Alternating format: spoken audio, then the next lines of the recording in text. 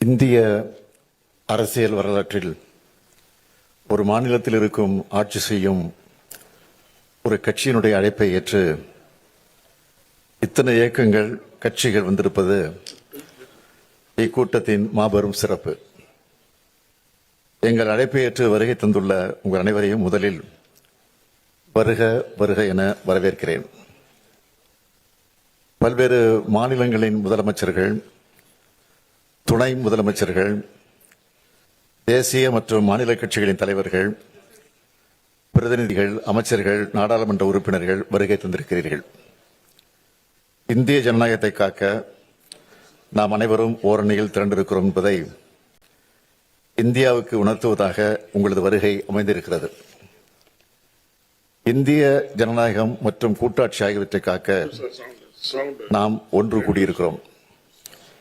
இந்த முன்னெடுப்பில் இணைந்துள்ள அத்தனை பேருக்கும் நன்றி. பல்வேறு மாநிலங்களில் இருந்து நாம் ஒன்று கூடியிருக்கிறோம்.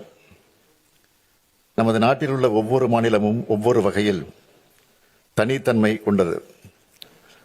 பல்வேறு மொழிகள், இனங்கள், வழிபாட்டு நம்பிக்கைகள், பண்பாடுகள், உடைகள், உணவுகள், பழக்க வழக்கங்கள் கொண்டதுதான் இந்தியா.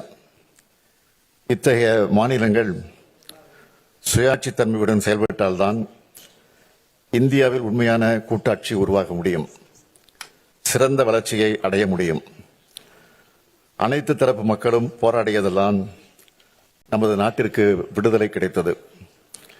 இதனை உணர்ந்துதான் இந்திய அரசியலமைப்பு சட்டத்தை வகுத்த மேதைகள் இந்தியாவை கூட்டாட்சி கொண்ட ஒன்றியமாக கட்டமைத்தார்கள். பல்வேறு காலகட்டங்களில் இந்த கூட்டாட்சி தன்மைக்கு சோதனை வந்தாலும் அதனை ஜனநாயக அமைப்புகள், இயக்கங்கள் தடுத்து வந்துள்ளன. அத்தகைய சோதனையும் ஆபத்தும் தான் இப்பொழுதும் வந்துள்ளது. இதனை உணர்ந்துதான் நாம் அனைவரும் கூடியிருக்கிறோம். என்னை பொறுத்தவரையில் இந்திய கூட்டாட்சியை காக்கும் வரலாற்றின் மிக மிக முக்கிய நாளாக இந்த நாள் அமையப் போகிறது. தொகுதி மறுசீரமைப்பு பற்றி நான் உங்களுக்கு அதிகமாக விளக்க வேண்டிய அவசியமில்லை. வரவிருக்கின்ற அல்லது எதிர்காலத்தில் நடைபெறுகின்ற சென்சஸ் அடிப்படையில் மேற்கொள்ளவிருக்கும் மக்கள் தொகை அடிப்படையிலான தொகுதி மறுசீரமைப்பு என்பது நம்மை போன்ற மாநிலங்களை வெகுவாக பாதிக்கப் போகிறது.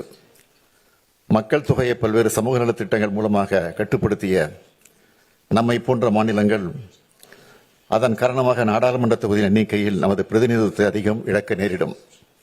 எனவேதான் இதனை நாம் கடுமையாக ஆணித்தரமாக எதிர்க்க வேண்டிய காலகட்டத்தில் இருக்கிறோம். தற்போதைய மக்கள் தொகை அடிப்படையில் தொகுதி மறுசீரமைப்பை ஏற்றுக்கொள்ள முடியாது என்பதில் நாம் அனைவரும் உறுதியாக இருக்க வேண்டும். செய்திகளை உடனுக்குடன் தெரிந்து கொள்ள உடனே சப்ஸ்கிரைப் பண்ணுங்க.